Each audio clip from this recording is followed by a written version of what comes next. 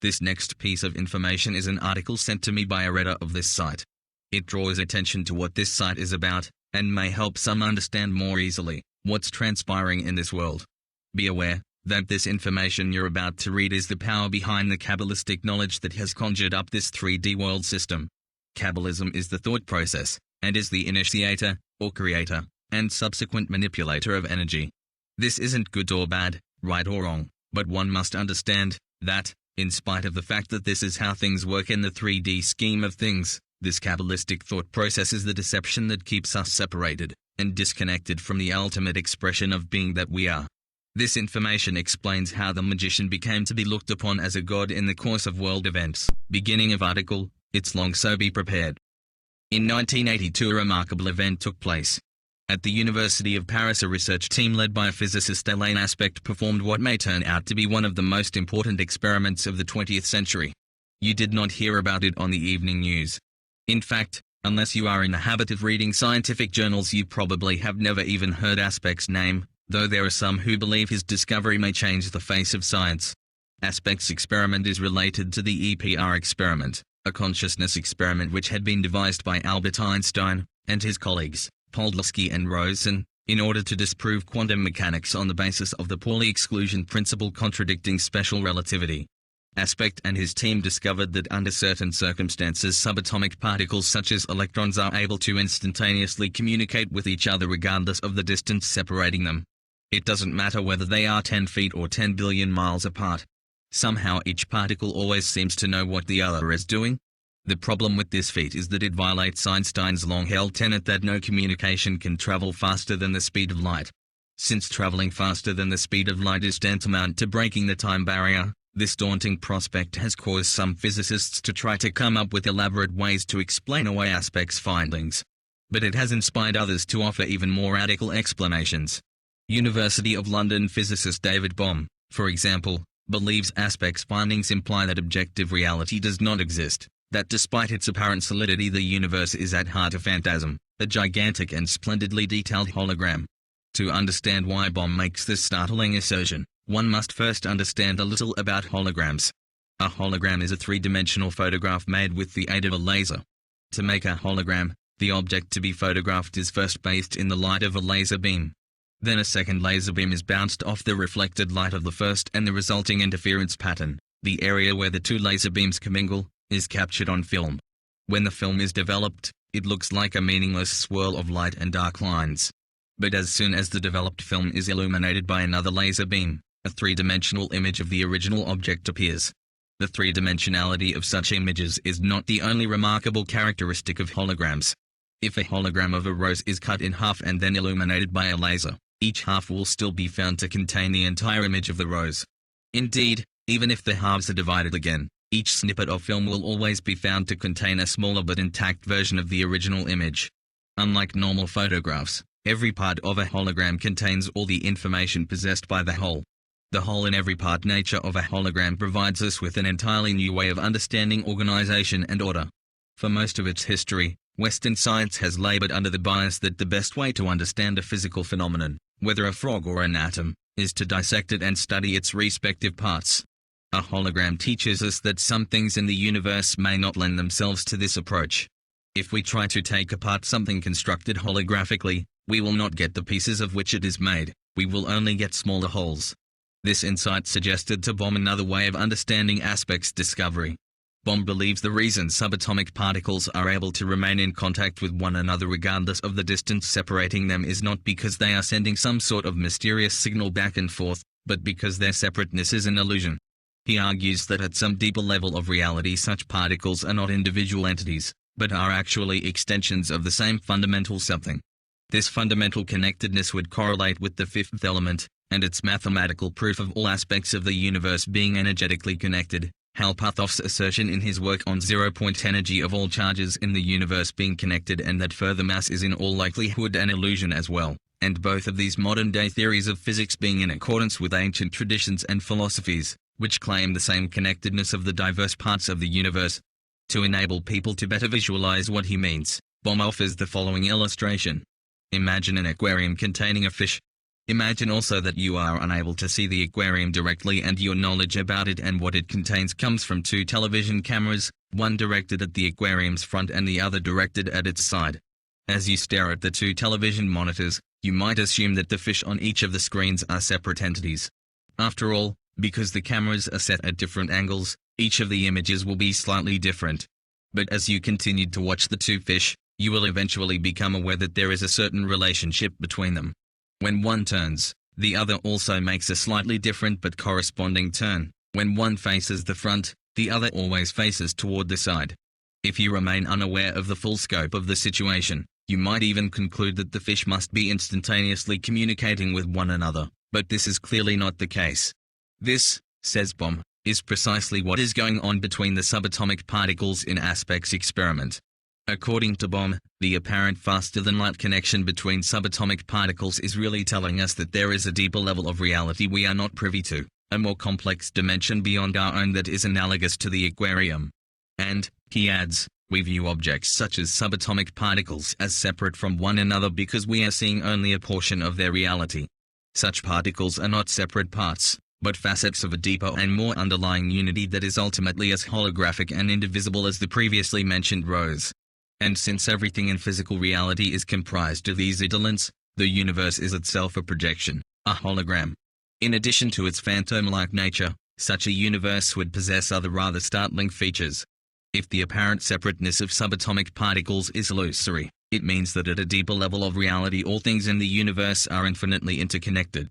The electrons in a carbon atom in the human brain are connected to the subatomic particles that comprise every salmon that swims, every heart that beats, and every star that shimmers in the sky. Everything interpenetrates everything, and although human nature may seek to categorize and pigeonhole and subdivide the various phenomena of the universe, all apportionments are of necessity artificial, and all of nature is ultimately a seamless web. In a holographic universe, even time and space could no longer be viewed as fundamentals.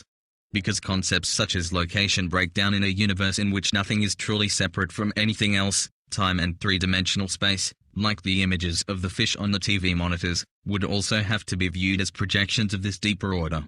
At its deeper level, reality is a sort of superhologram in which the past, present, and future all exist simultaneously.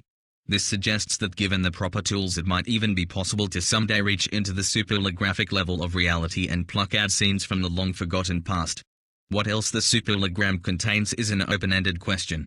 Allowing, for the sake of argument, that the superhologram is the matrix that has given birth to everything in our universe, at the very least it contains every subatomic particle that has been or will be, every configuration of matter and energy that is possible, from snowflakes to quasars, from blowouts to gamma rays. It must be seen as a sort of cosmic storehouse of all that is. Although Bohm concedes that we have no way of knowing what else might lie hidden in the superhologram, he does venture to say that we have no reason to assume it does not contain more. Or as he puts it, perhaps the superholographic level of reality is a mere stage beyond which lies an infinity of further development. Bohm is not the only researcher who has found evidence that the universe is a hologram. Working independently in the field of brain research, Stanford neurophysiologist Carl Pribram has also become persuaded of the holographic nature of reality. Pribram was drawn to the holographic model by the puzzle of how and where memories are stored in the brain. For decades, numerous studies have shown that rather than being confined to a specific location, memories are dispersed throughout the brain. In a series of landmark experiments in the 1920s, brain scientist Carl Lashley found that no matter what portion of a rat's brain he removed, he was unable to eradicate its memory of how to perform complex tasks it had learned prior to surgery. The only problem was that no one was able to come up with a mechanism that might explain this curious hole in every part nature of memory storage. Then in the 1960s, Pribram encountered the concept of holography and realized he had found the explanation brain scientists had been looking for. Pribram believes memories are encoded not in neurons, or small groupings of neurons, but in patterns of nerve impulses that crisscross the entire brain in the same way that patterns of laser light interference crisscross the entire area of a piece of film containing a holographic image. In other words, Pribram believes the brain is itself a hologram. Pribram's theory also explains how the human brain can store so many memories in so little space. It has been estimated that the human brain has the capacity to memorize something on the order of 10 billion bits of information during the average human lifetime, or roughly the same amount of information contained in 5 sets of the Encyclopedia Britannica. Similarly, it has been discovered that in addition to their other capabilities, holograms possess an astounding capacity for information storage simply by changing the angle at which the two lasers strike a piece of photographic film. It is possible to record many different images on the same surface. It has been demonstrated that 1 cubic centimeter of film can hold as many as 10 billion bits of information. Our uncanny ability to quickly retrieve whatever information we need from the enormous store of our memories becomes more understandable if the brain functions according to holographic principles. If a friend asks you to tell him what comes to mind when he says the word zebra, you do not have to clumsily sort back through a gigantic and cerebral alphabetic file to arrive at an answer. Instead, associations like striped, horse-like, and animal native to Africa all pop into your head instantly. Indeed, one of the most amazing things about the human thinking process is that every piece of information seems instantly cross-correlated with every other piece of information, another feature intrinsic to the hologram.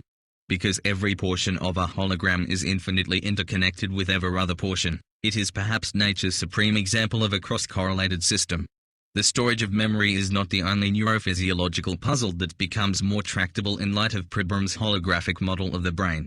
Another is how the brain is able to translate the avalanche of frequencies it receives via the senses, light frequencies, sound frequencies, and so on, into the concrete world of our perceptions. Encoding and decoding frequencies is precisely what a hologram does best.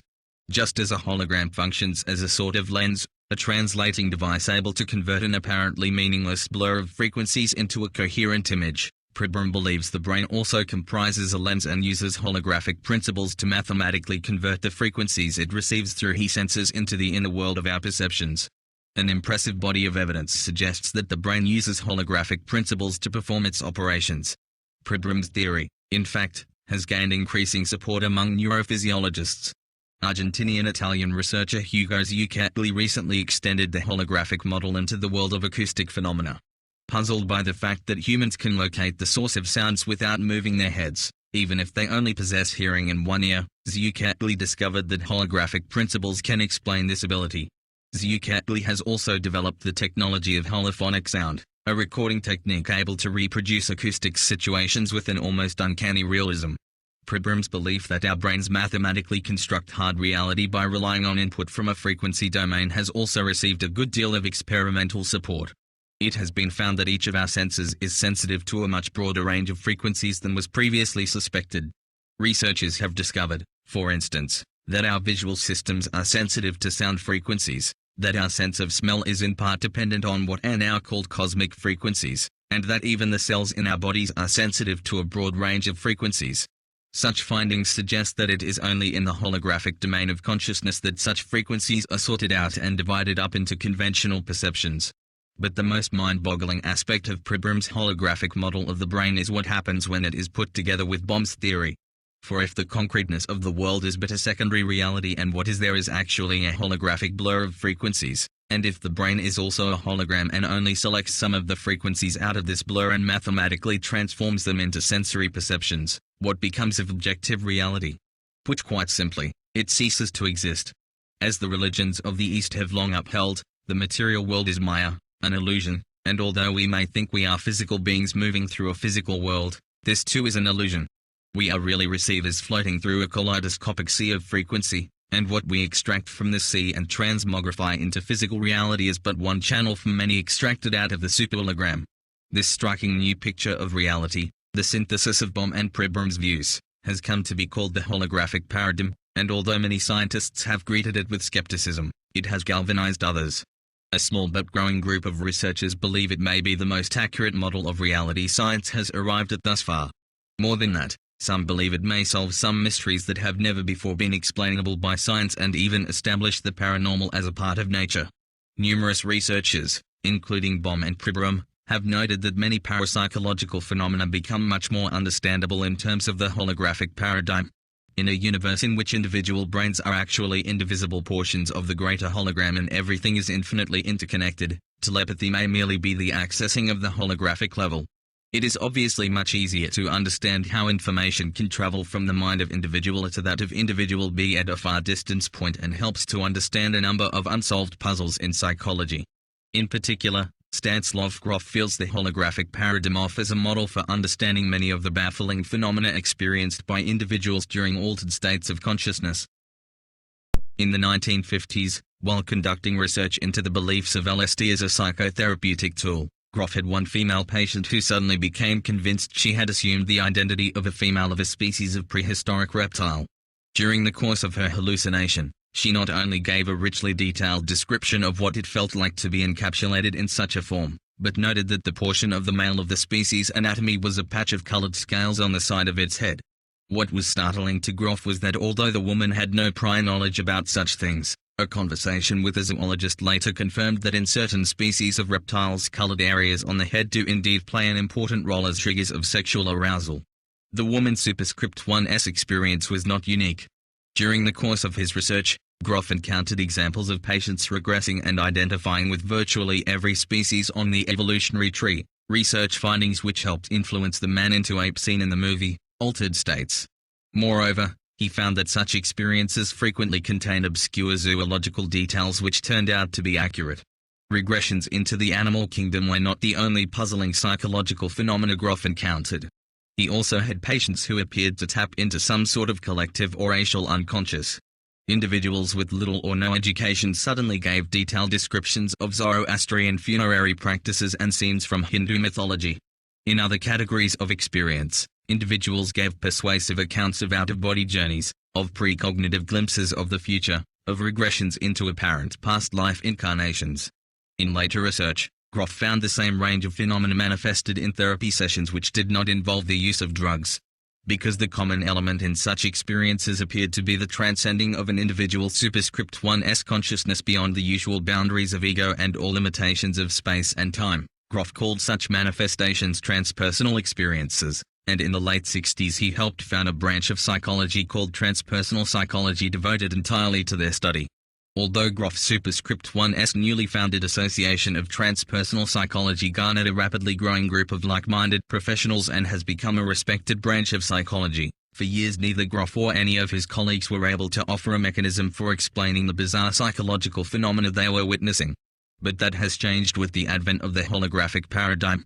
As Grof noted, if the mind is actually part of a continuum, a labyrinth that is connected not only to every other mind that exists or has existed, but to every atom, organism, and region in the vastness of space and time itself, the fact that it is able to occasionally make forays into the labyrinth and have transpersonal experiences no longer seems so strange. Perhaps, in creating reality, we have already become, as in Star Trek, the next generation, a Q of the continuum, or we are part of a consciousness virtual reality experiment. The holographic paradigm also has implications for so-called hard sciences like biology. Keith Floyd, a psychologist at Virginia Intermont College, has pointed out that if the concreteness of reality is but a holographic illusion, it would no longer be true to say the brain produces consciousness. Rather, it is consciousness that creates the appearance of the brain as well as the body, and everything else around us we interpret as physical. Such a turnabout in the way we view biological structures has caused researchers to point out that medicine and our understanding of the healing process could also be transformed by the holographic paradigm. If the apparent physical structure of the body is but a holographic projection of consciousness, it becomes clear that each of us is much more responsible for our health than current medical wisdom allows.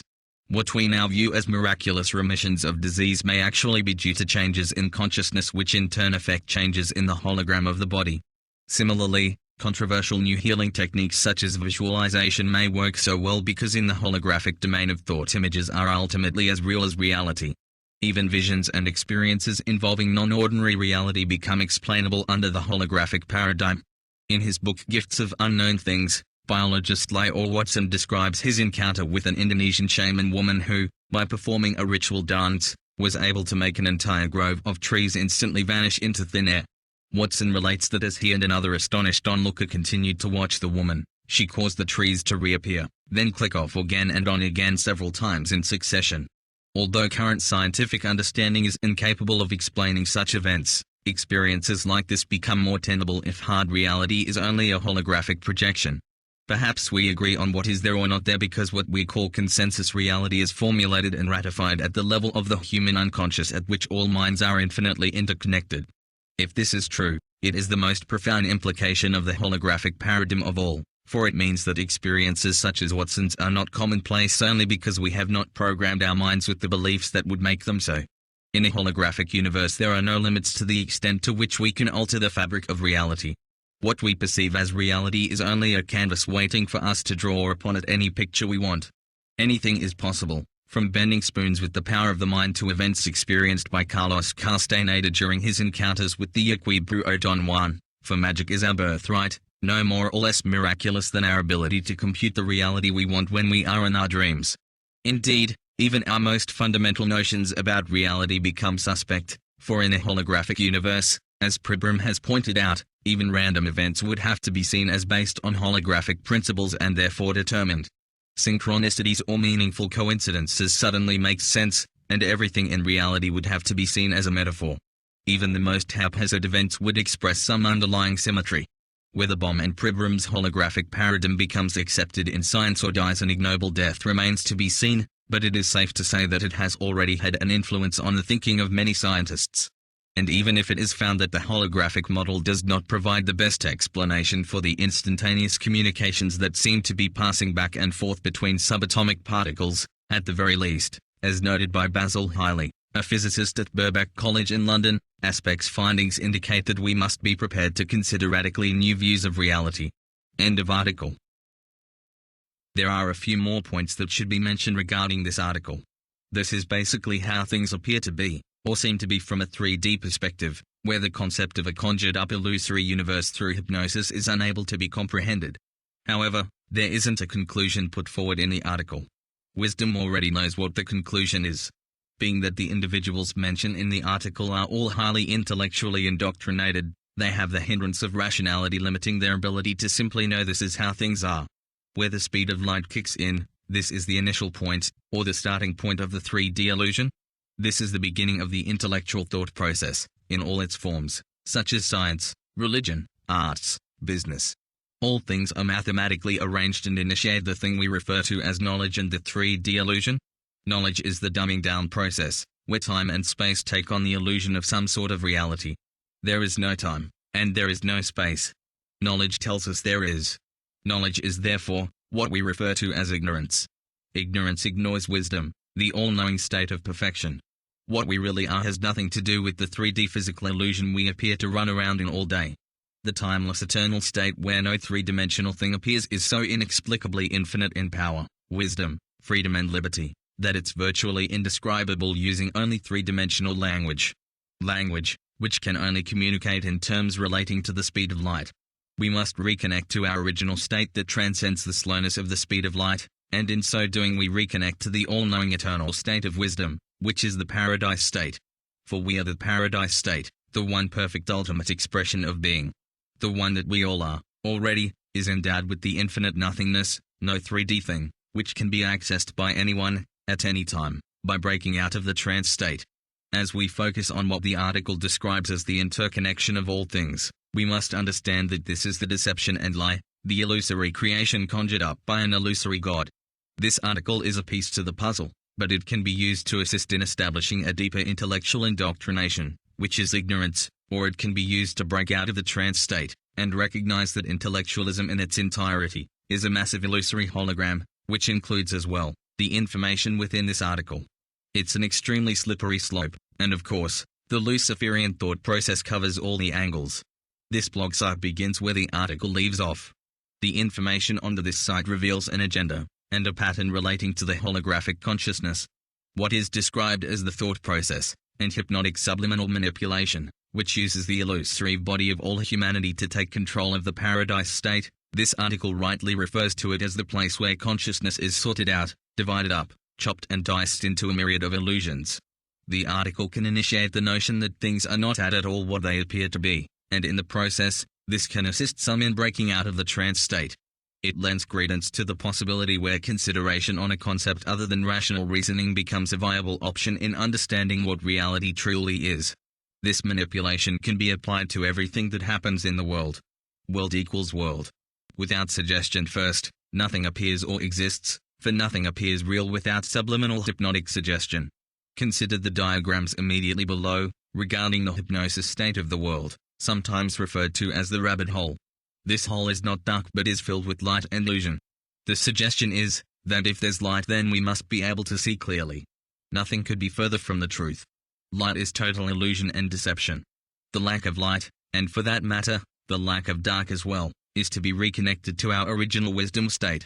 Consider the diagrams and understand that this is how, according to the Jewish faith, something appears from nothing. This is the creation principle, the God who brings the light. This God is the Luciferian egregore group of thinking entities who masquerade as the supreme God, playing the good God and the wicked devil. In reality, neither exists. Understanding how thought is a word, is sound, is vibration, is energy, that glows, which is light, makes it very obvious how thoughts can manipulate light. Thoughts are light. Light is the three-dimensional form. Change the thought and you change the form. If a person becomes very adept at changing their thought process and manipulating the thought process of those around, this is called magic, because the illusory images appear real. Consider the chart immediately below and how it shows the manipulation of our reality, creating this thing called global warming. Apply the same principle to any aspect of the three-dimensional space, and the manipulation within the Luciferian agenda, using the illusory body called humanity, becomes very self-evident. Global warming did not become part of our reality until it was suggested repeatedly and communicated to the masses in endless fashion. As the suggestion reached a feverish pitch, global warming became reality within the illusion, whether or not global warming is actually occurring in the ways described. The controversy surrounding global warming is also part of the Luciferian thought process. There's no better way to keep the hypnotic suggestion alive, and constantly repeated, than to cause the duality nature of the 3D illusion to enter into endless debate. Debate is confusion and is inspired by the Luciferian egregore group of thinking entities. Those wishing to enter into debate are deeply entranced within the spell of the Luciferian agenda.